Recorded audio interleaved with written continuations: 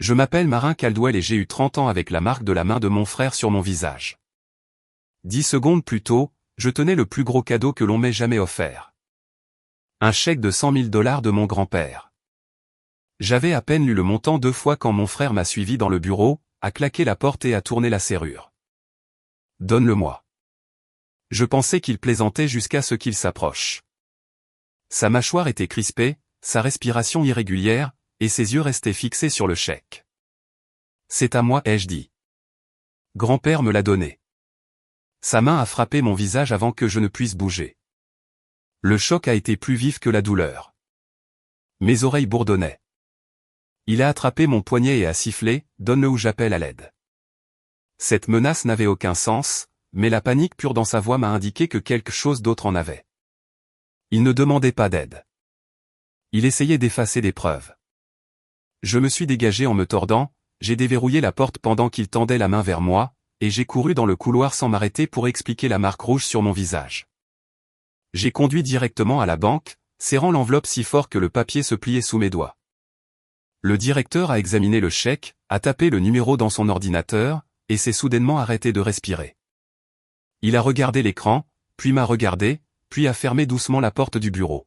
« Madame, a-t-il dit, le visage vidé de ses couleurs. Ne quittez pas ce bâtiment. S'il vous plaît, contactez les autorités. Avant que je ne vous dise ce qu'il a trouvé, et ce qui s'est passé après que je sois sorti, dites-moi, quelle heure est-il là où vous êtes, d'où regardez-vous, et quel temps fait-il là-bas? Cela correspond-il à votre humeur aujourd'hui? Je suis curieuse de voir jusqu'où cette histoire voyagera. » Le directeur s'est présenté sous le nom de Malcolm Price, mais il n'a pas tendu la main. Il a gardé les deux paumes à plat sur le bureau comme s'il avait peur qu'un mouvement brusque me fasse fuir. « Est-ce le chèque original ?» a-t-il demandé. « Oui. Mon grand-père l'a écrit il y a moins d'1 heure. Quelqu'un l'a-t-il photographié? Je ne sais pas. Il a légèrement tourné l'écran, pas assez pour que je puisse tout lire, mais assez pour voir mon propre nom sur un compte que je n'avais jamais ouvert. Le numéro de chèque dans son système correspondait à celui que j'avais dans la main. Selon la banque, il avait déjà été déposé via une application mobile 42 minutes plus tôt. Le compte récepteur s'appelait Marin Caldwell Property Service. Je n'avais jamais possédé d'entreprise de ce nom. Je n'avais même jamais été cliente de cette banque. Malcolm a pointé du doigt une bannière d'avertissement jaune. Le dépôt est en attente car l'image a échoué à plusieurs contrôles de sécurité. Quiconque l'a soumis à utiliser une photographie de votre permis de conduire, votre numéro de sécurité sociale, et une adresse qui vous est associée. Mais l'emplacement de l'appareil et le numéro de téléphone ne correspondent pas à votre profil. Ma joue brûlait encore là où mon frère m'avait frappé. Soudainement, son exigence n'était plus irrationnelle. Il n'avait pas voulu mon cadeau par jalousie. Il voulait le chèque physique car il pouvait prouver que le dépôt mobile n'était pas autorisé. J'ai appelé les enquêteurs depuis le bureau de Malcolm. Pendant que nous attendions, il a placé le chèque original dans une pochette à preuve transparente et m'a demandé de ne plus y toucher. Ensuite, il a demandé au service de sécurité de la banque de conserver l'image du dépôt mobile, les informations de l'appareil, la demande d'ouverture de compte, et les images de vidéosurveillance du hall de la matinée. Je l'ai regardé bouger avec une efficacité minutieuse pendant que mes pensées s'éparpillaient dans toutes les directions. Mon grand-père est arrivé avant les agents de police. Il s'appelait Arthur Caldwell, et à 78 ans, il se tenait toujours comme l'entrepreneur qu'il avait été pendant la majeure partie de sa vie. Les épaules carrées, la voix assurée, les mains cicatrisées par des décennies de travail. Au moment où il a vu la marque sur mon visage, cette assurance s'est fissurée. Qui a fait cela? Je ne pouvais pas répondre immédiatement. Dire le nom de mon frère rendrait le cauchemar entier réel. Cole, ai-je finalement chuchoté. Grand-père a fermé les yeux. Il n'avait pas l'air assez surpris. Cela m'a effrayé plus que l'écran de la banque. 2 agents sont entrés avec l'enquêtrice principale Lena Ortiz. Elle nous a demandé de raconter l'histoire séparément. J'ai expliqué le cadeau d'anniversaire, la porte verrouillée, l'attaque, l'exigence, et la menace. Grand-père a confirmé qu'il avait écrit le chèque lui-même et que la signature était authentique. Ensuite, l'enquêtrice Ortiz a posé une question qui a changé la forme de tout. Monsieur Caldwell, quelqu'un a-t-il eu récemment accès à votre carnet de chèques, à vos services bancaires en ligne, à vos dossiers fiscaux ou à vos documents d'identité? Grand-père a fixé le bureau. Mon petit-fils m'aide avec les factures. Cole, ai-je demandé. Il a hoché la tête une fois. Malcolm est revenu avec une copie imprimée du dépôt mobile. L'image était floue, mais je pouvais en voir assez. Ce n'était pas un chèque fabriqué séparément. C'était une photographie du mien prise avant que grand-père ne me le remette. Les plis de l'enveloppe correspondaient. Tout comme une minuscule tache d'encre à côté du montant. Quelqu'un avait ouvert l'enveloppe, photographié le chèque, l'avait refermé, et avait attendu que je la reçoive. Ortiz a demandé si Cole avait été seul près des cadeaux ce matin-là. Grand-père a dit qu'il avait demandé à Cole de porter plusieurs enveloppes de la cuisine au bureau. Mon estomac s'est retourné. Il savait exactement ce que j'allais recevoir avant moi. Ensuite, Malcolm nous a montré la demande d'ouverture de compte. Mon identité compromise avait été utilisée, mais le numéro de téléphone de récupération se terminait par 4 chiffres que j'ai reconnus. Cole avait utilisé ce numéro pour un téléphone prépayé après avoir prétendu que le sien était cassé. L'expression de grand-père s'est durcie. Combien essayait-il de prendre? Aujourd'hui, a dit Malcolm prudemment, 100 000 $. Le mot aujourd'hui s'est installé lourdement entre nous. Ortiz l'a remarqué aussi. Nous devons découvrir ce qui s'est passé avant aujourd'hui. Grand-père a mis la main dans sa veste et a sorti ses clés de maison. Sa main tremblait pour la première fois. Il y a des relevés dans mon bureau. Certains ont disparu. Je pensais les avoir égarés. Je me suis souvenu de chaque fois que Cole m'avait qualifié de dramatique pour avoir remis en question ses problèmes d'argent. Chaque fois que ma mère avait dit qu'il était sous pression. Chaque fois que j'avais couvert un retard de paiement parce que la famille était censée aider la famille. Le sang était-il vraiment un lien ou avais-je utilisé ce mot pour excuser une chaîne autour de mon cou? Mon téléphone a commencé à vibrer sur le bureau. Cole appelait. Ortiz a regardé l'écran puis m'a regardé. Ne répondez pas encore. L'appel s'est arrêté. Un message est apparu. Apporte-moi le chèque ou grand-père tombe avec toi. Un deuxième message a suivi avant que je ne puisse respirer. Tu n'as aucune idée de ce que tu as signé. Ortiz a photographié les messages et a demandé si j'avais déjà signé des documents financiers pour grand-père. Je lui ai dit la vérité.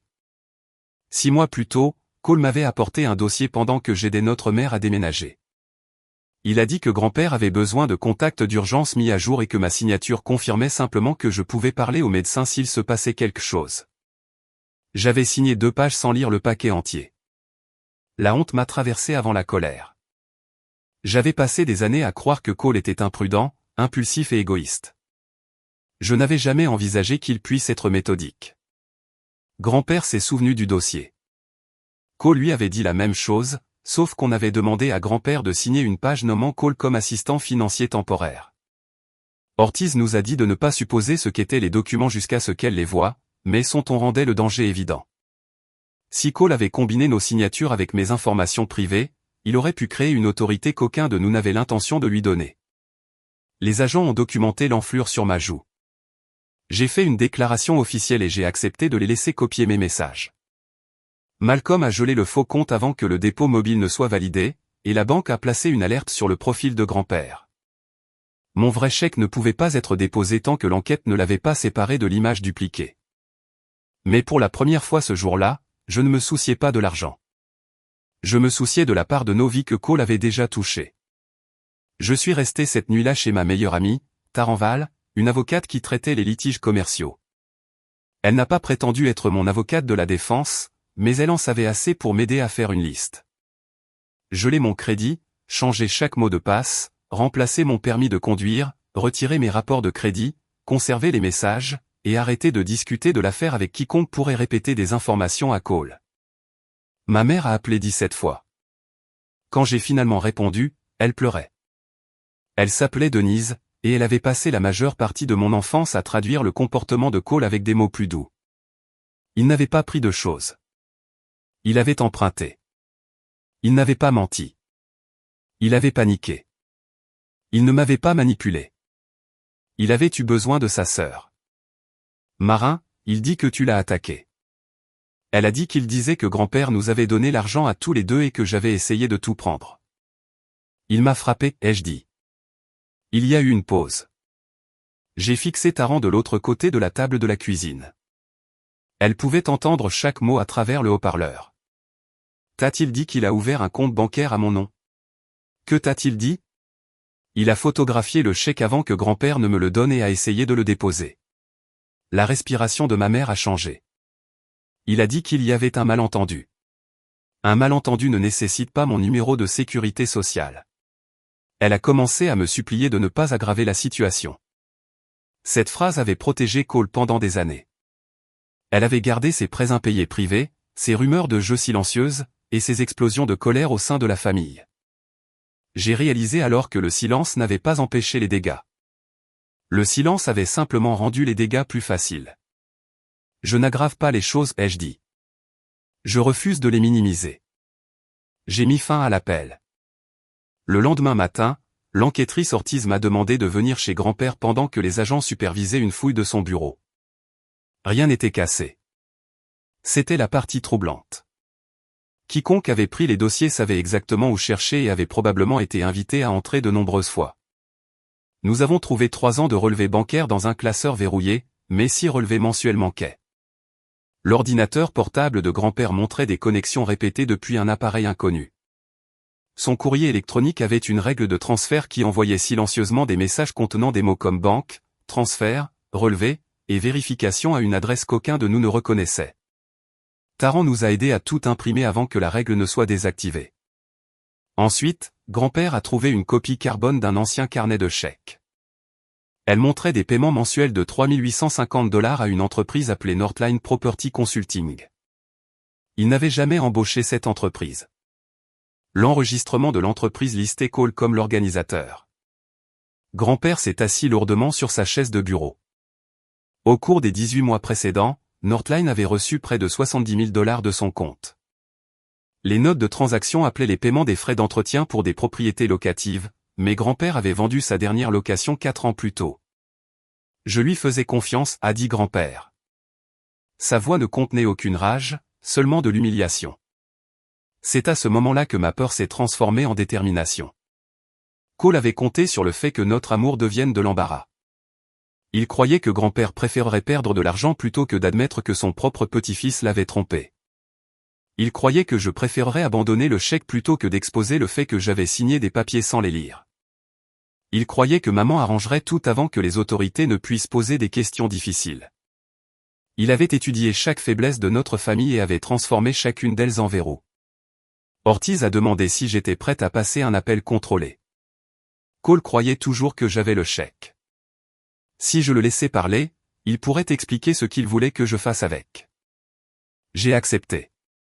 Avec l'enquêtrice enregistrant via un équipement approuvé, je l'ai appelé depuis la cuisine de grand-père. Cole a répondu immédiatement. Enfin, a-t-il dit. L'as-tu? Oui. Alors arrête d'être stupide et apporte-le-moi. Que ai-je signé, Cole? Silence. Tu as signé ce que tu devais signer. Ce n'est pas une réponse. Sa voix a baissé. Tu as signé des documents disant que grand-père nous a autorisés à gérer certains fonds. Si tu vas voir les autorités, ces papiers font de toi une complice. Chut. Ma main s'est resserrée autour du téléphone, mais Ortiz a levé un doigt, me rappelant de rester calme. Une complice de quoi? Ne joue pas l'innocente. Apporte-moi le chèque original. Une fois que je l'aurai, je pourrai réparer le dépôt, fermer le compte, et faire disparaître la paperasse. C'était là. Pas de pleins aveux, mais assez pour montrer des connaissances qu'aucune personne innocente ne devrait avoir. Pourquoi as-tu utilisé mon nom? Parce que le tien était propre.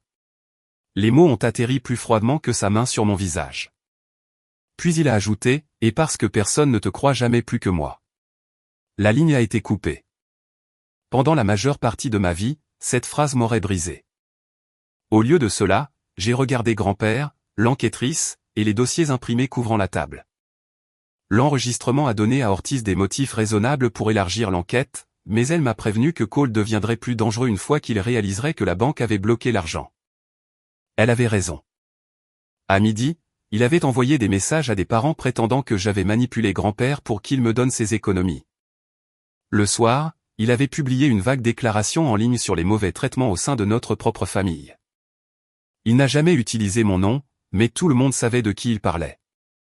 Mon téléphone s'est rempli de questions. Une tante a demandé si grand-père était sain d'esprit. Un cousin m'a dit que je devrais partager le cadeau pour maintenir la paix. Un ami de la famille a dit que même si Cole avait fait une erreur, impliquer les autorités était cruel. Pas un seul d'entre eux n'a demandé pourquoi mon visage était contusionné. J'ai arrêté de me défendre une personne à la fois. Taran m'a aidé à écrire une seule réponse. Grand-père était en sécurité. La banque avait identifié une tromperie présumée et l'affaire était traitée par les forces de l'ordre.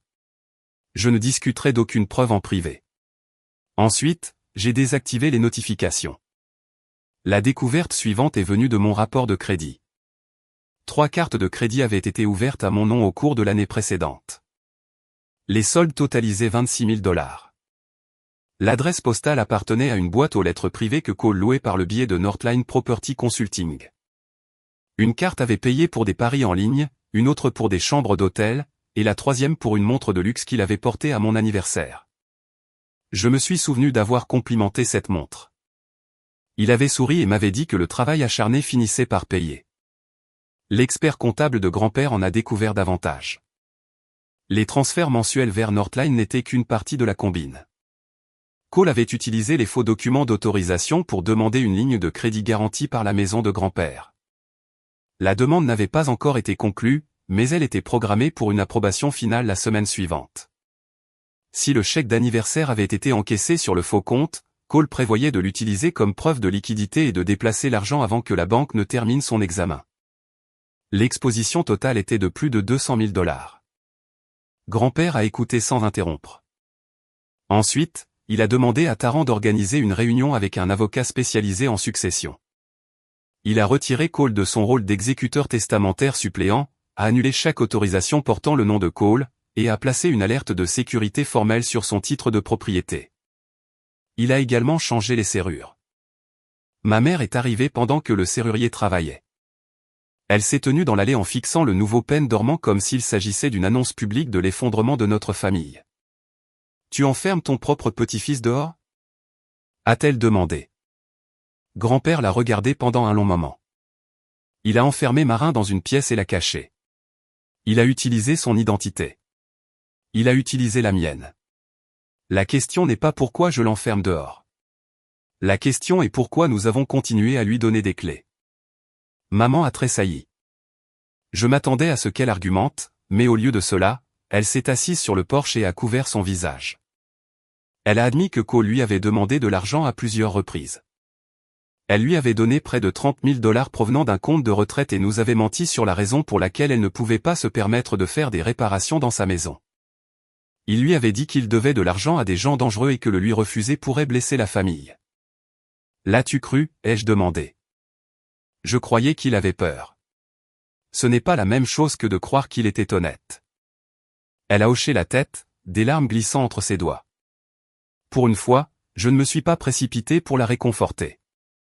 J'aimais ma mère, mais je ne pouvais plus la protéger des conséquences de l'avoir protégée. Cette nuit-là, Cole a appelé grand-père depuis un nouveau numéro. L'enquêtrice Ortiz s'était déjà arrangée pour que les futurs appels soient conservés. Grand-père a répondu sur haut-parleur. « Tu as changé les serrures » a dit Cole. « Oui, tu as laissé Marin te monter contre moi. »« Non » a répondu grand-père. « Tu as fait cela tout seul. » La voix de Cole est devenue tranchante.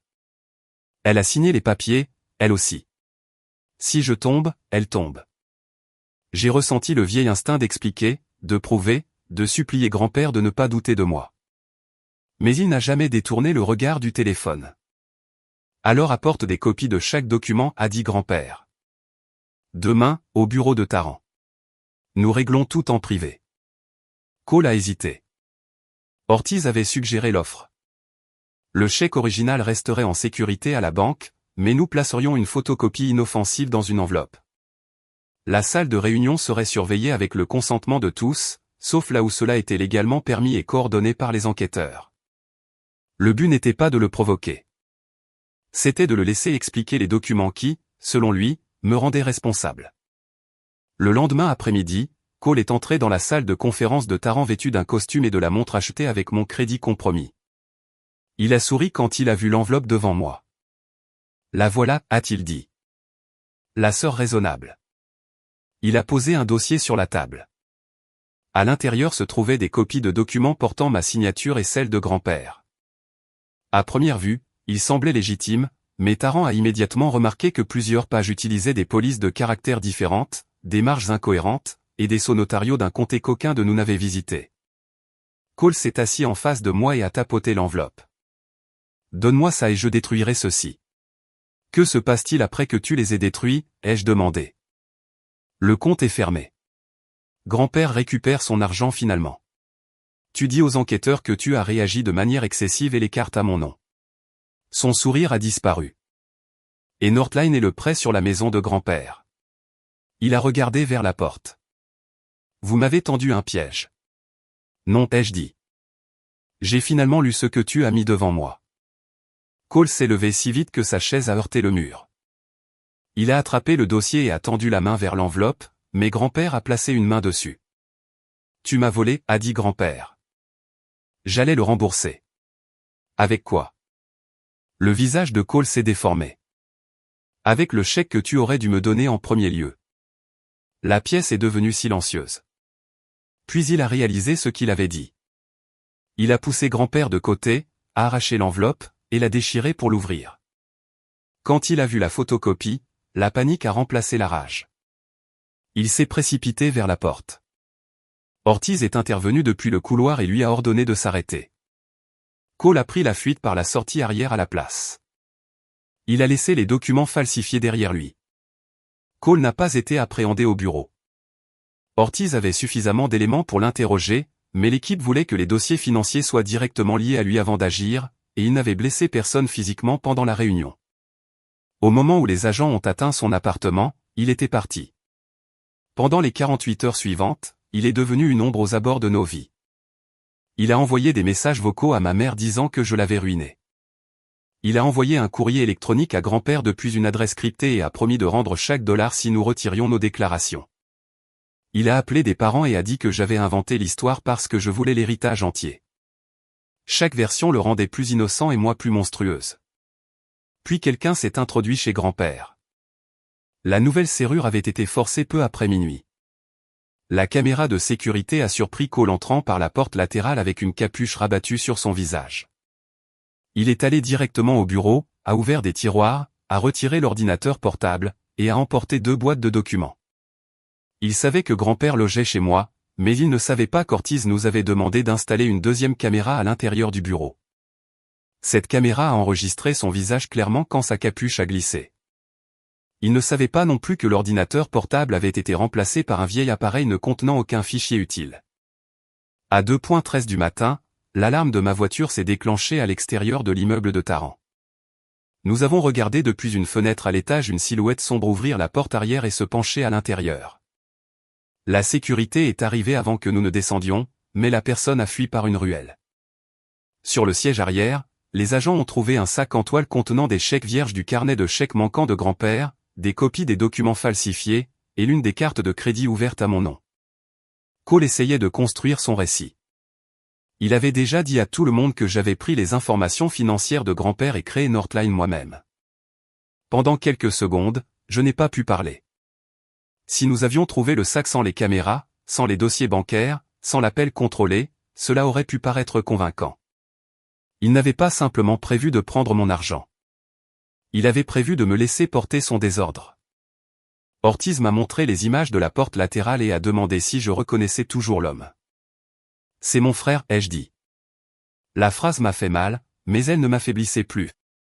Les enquêteurs ont obtenu des mandats pour l'appartement de Cole, ses comptes numériques, et les dossiers de Northline.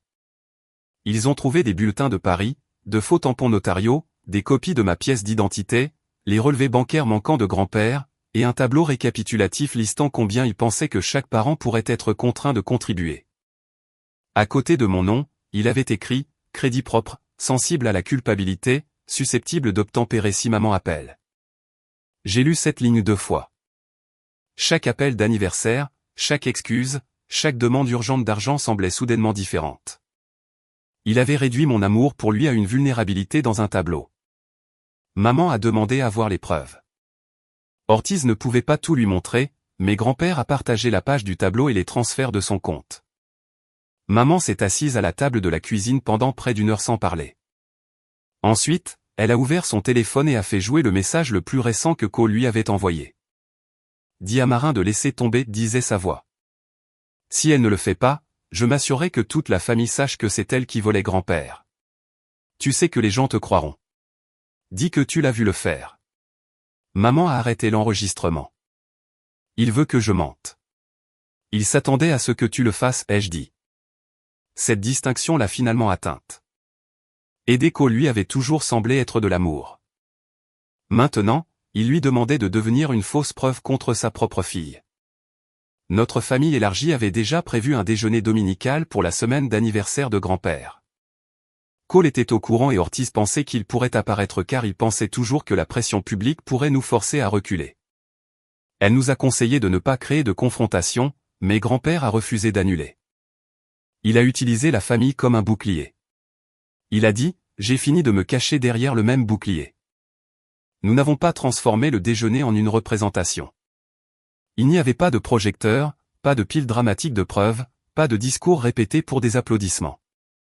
Grand-père s'est simplement levé avant que tout le monde n'arrive et leur a dit la vérité en termes clairs. La banque avait identifié un dépôt non autorisé. Des comptes avaient été ouverts à mon nom. Des fonds avaient été détournés du sien. Les forces de l'ordre s'en occupaient. Il a demandé aux parents de ne pas contacter Cole ou de répéter des détails qui pourraient interférer.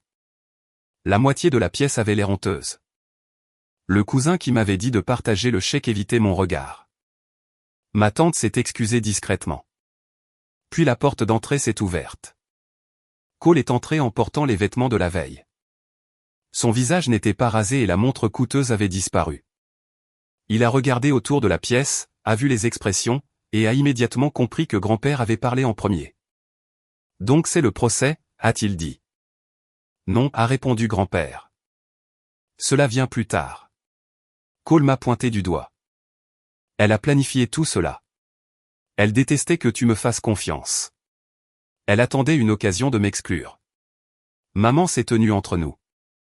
Je ne l'avais jamais vue faire cela auparavant. M'as-tu demandé de mentir au sujet de Marin, a-t-elle demandé. L'expression de Cole a changé. Maman, tu ne comprends pas. Réponds-moi. J'essayais de nous protéger. As-tu utilisé son identité? Il a regardé les parents qui l'observaient et a choisi l'erreur qu'il faisait toujours. Il a joué un rôle au lieu de dire la vérité. Marin m'a donné la permission. Il a dit que je connaissais l'existence du compte. J'ai sorti mon téléphone, j'ai ouvert l'enregistrement qu'Ortiz nous avait autorisé à conserver et j'ai fait jouer sa voix provenant de l'appel contrôlé. Parce que le tien était propre. Personne n'a bougé. Puis est venue la phrase en laquelle il avait le plus confiance. Personne ne te croit jamais plus que moi. Cole s'est jeté sur mon téléphone. Grand-père a essayé de le bloquer et Cole l'a déséquilibré, le faisant tomber sur une chaise. Deux agents qui attendaient dans une pièce adjacente sont entrés immédiatement. Cole s'est débattu quand ils lui ont pris les bras, criant que les preuves étaient fausses et que j'avais ruiné son avenir. Alors qu'il le conduisait vers la porte, il s'est retourné et m'a fixé. « Tu penses que tu as gagné » a-t-il crié. « Tu as détruit cette famille. » J'ai regardé ma mère soutenant grand-père, les parents qui ne pouvaient plus faire semblant, et la contusion sur ma joue qui avait commencé à jaunir. « Non, ai-je dit. Je t'ai empêché de détruire ce qu'il en restait. » La porte s'est fermée derrière lui. Pour la première fois depuis des années, personne n'a couru après Cole. Son retrait n'a pas produit le soulagement instantané auquel je m'attendais. Il a produit de la paperasse, des entretiens, des audiences, et un silence dans la famille qui semblait inconnu. Pendant des semaines, chaque numéro inconnu me nouait l'estomac. Son avocat a fait valoir que les transferts financiers étaient des prêts familiaux et que je lui avais sciemment permis d'utiliser mes informations. Les documents falsifiés, cependant, créaient un problème que ces explications ne pouvaient pas résoudre. Les registres des appareils de la banque situaient le dépôt non autorisé sur le téléphone prépayé de Cole. La demande d'ouverture de compte contenait un selfie dans lequel il avait couvert la majeure partie de son visage avec une casquette et un masque, mais les enquêteurs ont fait correspondre la pièce derrière lui à des photographies de son appartement. Son unité de stockage contenait les relevés de grand-père et des copies de ma pièce d'identité. Les images de sécurité le montraient entrant dans le bureau de grand-père et s'approchant plus tard de ma voiture. Les appels enregistrés montraient qu'il savait que le faux compte existait et qu'il voulait que le chèque original soit détruit. L'audit jury comptable a finalement retracé 214 600 $ de fonds détournés, de crédits non autorisés, et de tentatives d'emprunt. Chaque dollar n'avait pas été pris avec succès, mais le plan était plus vaste qu'aucun de nous ne l'avait imaginé. Cole a appelé maman pendant sa garde à vue et lui a demandé de l'aider à s'en sortir. Elle a écouté pendant moins d'1 minute. « Je t'aime » a-t-elle dit, « mais je ne te sauverai pas de cela. » Puis elle a mis fin à l'appel. Ce choix lui a coûté.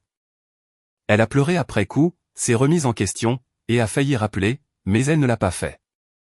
Grand-père a refusé de payer pour sa défense, l'a retiré de son testament, et a formellement dissous chaque lien commercial entre eux.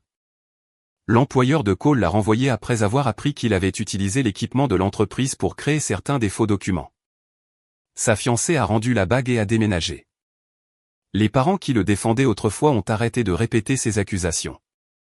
Des mois plus tard, Cole a accepté un accord de plaidoyer couvrant la tromperie financière, l'utilisation non autorisée d'identité, les mauvais traitements, la falsification de documents, l'intrusion, et l'agression physique. Le juge a ordonné une restitution, plusieurs années dans un établissement public, et une libération sous surveillance par la suite. Il lui a également été interdit de me contacter ou de contacter grand-père autrement que par l'intermédiaire d'avocats. Lors de la détermination de la peine, Cole s'est tourné vers moi et a dit qu'il était désolé. Puis il a ajouté que rien de tout cela ne serait arrivé si grand-père avait divisé l'argent équitablement. Cette phrase m'a indiqué que ses excuses étaient toujours une négociation. Quand je me suis adressé au tribunal, je n'ai pas demandé de cruauté. J'ai demandé des responsabilités. J'ai expliqué que le mal le plus profond n'était pas les fonds perdus ou le crédit endommagé. C'était d'apprendre que mon frère avait cartographié notre compassion et l'avait utilisé comme une stratégie financière. J'ai passé des années à le sauver des conséquences. J'ai dit, je croyais que c'était de l'amour. Ce n'en était pas. C'était une permission. Le juge a approuvé l'accord. À l'extérieur du palais de justice, maman m'a demandé si je me sentais satisfaite. J'ai pensé à l'attaque, au faux compte, au sac placé dans ma voiture, et à la façon dont Cole avait crié que j'avais détruit la famille. Non, ai-je dit. J'ai le sentiment d'en avoir fini. C'était mieux que la vengeance, comme je l'avais imaginé autrefois. Je n'avais pas à ruiner Cole. Je devais seulement arrêter de m'interposer entre lui et les résultats de ses propres choix. La banque a finalement validé le cadeau original et l'a réémis sous forme de chèque de banque. Grand-père a proposé d'augmenter le montant en raison de ce que j'avais enduré, mais j'ai refusé. 100 000 $, c'était déjà plus qu'assez, et je ne voulais pas que les actions de Cole transforment la générosité de grand-père en compensation pour la douleur. J'ai utilisé une partie de l'argent comme acompte sur un petit bâtiment en briques où j'ai ouvert un atelier de restauration. J'avais rêvé de cette entreprise pendant des années, mais je repoussais toujours le projet parce que Cole avait toujours une nouvelle urgence. Une autre partie est allée dans mes économies, et une autre a payé pour la thérapie, les frais juridiques, et le travail requis pour réparer mon crédit. La première chose que j'ai encadrée pour l'atelier n'était pas le chèque. C'était une photographie de grand-père debout à côté de moi le jour de l'ouverture, tenant un niveau de maçon pendant que j'essayais d'accrocher l'enseigne bien droite. Maman a pris la photo. Notre relation ne s'est pas guérie en une seule conversation. Elle a suivi une thérapie, a appris à reconnaître la manipulation financière et émotionnelle, et s'est excusée sans me demander de lui pardonner immédiatement. Parfois, elle commençait encore ses phrases par « mais c'est ton frère ». Puis elle s'arrêtait et essayait à nouveau. Grand-père a récupéré une partie des fonds grâce au compte saisi et à la restitution. Ce qui importait plus pour lui était de reconstruire son sens du jugement. La tromperie l'avait fait douter de son intelligence, mais la honte appartenait à la personne qui l'avait trompé, pas à la personne qui faisait confiance à sa famille. 1 an plus tard, Cole a envoyé une lettre par l'intermédiaire de son avocat. Il a écrit que faire face aux conséquences l'avait changé, qu'il comprenait pourquoi j'avais parlé, et qu'il espérait que nous pourrions redevenir frères et sœurs un jour. Vers la fin, il a demandé si je pouvais parler à grand-père de la restauration d'une petite partie de son héritage. J'ai plié la lettre et je l'ai placée dans un tiroir. Peut-être que Cole changerait vraiment. Peut-être qu'il apprendrait à s'excuser sans y joindre une demande. Mais sa réhabilitation n'était plus ma mission. Le pardon, s'il venait, ne signifierait pas un accès. L'amour, s'il restait, ne signifierait pas l'abandon. Pour mon anniversaire de 31 ans, grand-père m'a tendu une simple enveloppe. Mon corps s'est crispé avant que je puisse l'arrêter. Il l'a remarqué et a souri tristement. Ce n'est qu'une carte, a-t-il dit. À l'intérieur, il avait écrit une phrase. La meilleure chose que tu aies construite cette année est une vie que personne d'autre ne contrôle. J'ai gardé cette carte. Avec le recul, les 100 000 $ ont changé ma vie, mais pas parce qu'ils ont permis d'acheter un bâtiment. Ils ont exposé le prix que je payais pour maintenir la paix avec quelqu'un voué au chaos. Le jour où mon frère m'a attaqué, il croyait que la peur me rendrait obéissante. Au lieu de cela, elle a finalement rendu la vérité impossible à ignorer. Les familles ne survivent pas parce qu'une personne absorbe chaque blessure. Elles survivent quand l'amour inclut l'honnêteté, des limites, et des conséquences. Parfois, protéger une famille signifie refuser de protéger la personne qui lui fait du mal. Alors dites-moi honnêtement, si votre propre frère utilisait votre identité, volait votre grand-père, et s'attendait à ce que votre mère mente pour lui, auriez-vous mené l'affaire aussi loin que je l'ai fait? Et s'il prétendait plus tard avoir changé, ouvririez-vous à nouveau la porte, ou garderiez-vous la vie que vous vous êtes battu pour récupérer? Cette histoire est entièrement fictive et destinée uniquement à des fins de divertissement et d'éducation.